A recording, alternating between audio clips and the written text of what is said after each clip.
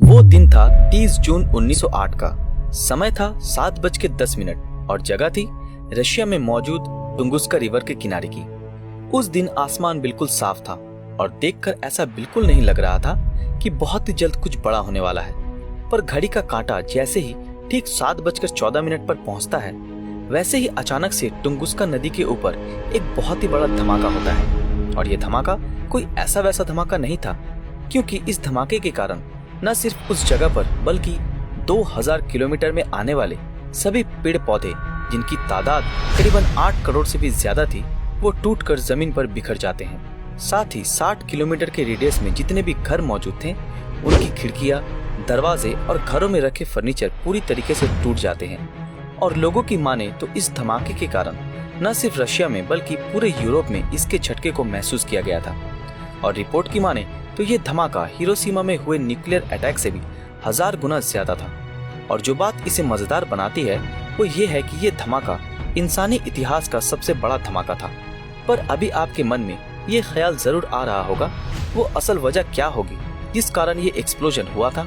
तो चलिए बिना वक्त को जाया करते हुए जानते हैं टुंगुस्का इवेंट का सच। अगर इस धमाके से कुछ वक्त पहले मौजूद आई विटनेसों की माने तो उनका कहना है कि धमाके से कुछ वक्त पहले आसमान बिल्कुल साफ था, पर अचानक से एक आग का गोला, जिसका साइज तकरीबन हमारे सूरज से 3 से 4 गुना बड़ा था, वो बहुत तेजी से धरती की ओर बढ़ता हुआ दिखाई देता है। और उनका ये भी कहना है कि ये आग का गोला हर थोड़ी देर में अपना रंग बदल रहा था। पर जब ये धरती से 6 किलोमीटर की ऊंचाई पर था, तब ये अचानक से फट जाता है। और इस एक्सप्लोजन के चलते आसमान को देखकर ऐसा लग रहा था कि आसमान 2 हिस्सों में बंट गया हो। और सबसे बड़ी बात, इस धमाके से उस जगह पर 30 मेगाटन एनर्जी रिलीज हुई थी। इस वजह से 2000 किलोमीटर में आने वाले सभी पेड़ जलकर राख हो जाते हैं। और उनका ये भी कहना है कि जब वो दूर से इस चीज को देख रहे थे, तब एक्सप्लोजन के फोर्स के कारण वो भी अपनी जगह से बहुत दूर छिटक कर गिरे थे। और थोड़ी देर के अंदर ही पूरा इलाका काले बादल और धुएं से ढक गया था। पर यह कहा नहीं जा सकता था कि ये स्मोक जंगल में लगी आग की वजह से हुई थी कि धमाके के कारण। पर जब ये धुआं उस इलाके से हटता है, तब उस इलाके पर कई सारे अजीबोगरीब चीजें देखने को मिलती है, जैसे बादलों का बहुत अजीब तरीके से चमकना, और सूर्य अस्त के समय सूरज का कलरफुल दिखना, और रात के समय जंगल से आती हुई रोशनी। पर साल 1908 में रशिया पर हुई पॉलिटिकल अनस्टेबिलिटी के चलते साइंटिस्टों को उस जगह पर जाकर रिसर्च करने की अनुमति नहीं दी जाती है। और वहाँ पर साइंटिस्टों द्वारा पूरे 19 सालों तक कोई भी रिसर्च नहीं कंडक्ट किया जाता है।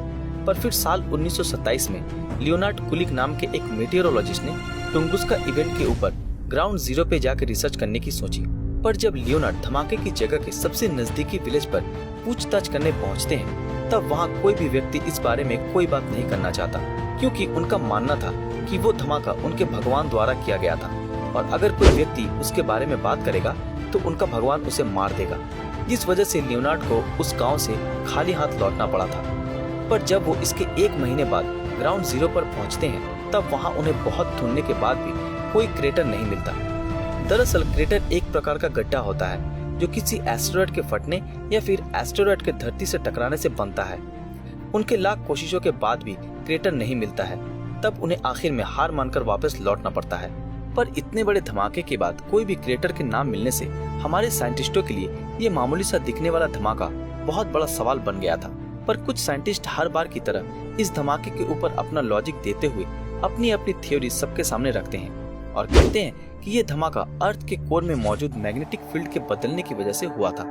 और कईयों ने तो ये तक कह डाला कि जिस इलाके में ये धमाका हुआ था, वहाँ एक बहुत छोटा ब्लैक होल जैसा कुछ चीज दिखाई दिया था।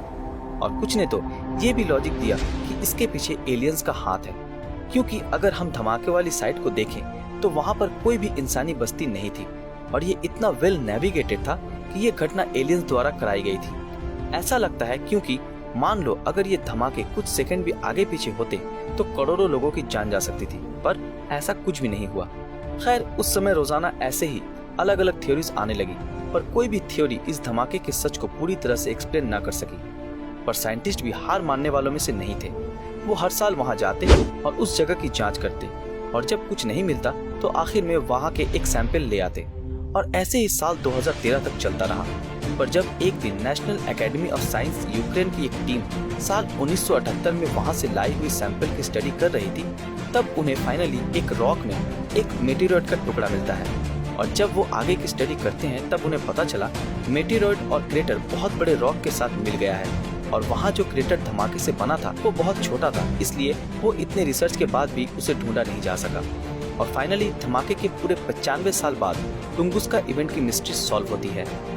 पर गाइस, इस मिस्ट्री के सॉल्व की खुशी में क्या हम इस वीडियो पर 21,000 लाइक हिट कर सकते हैं? और अगर आप लोगों को इस तरह के और भी इंटरेस्टिंग इवेंट्स को जानना है तो हमें कमेंट में जरूर बताएं।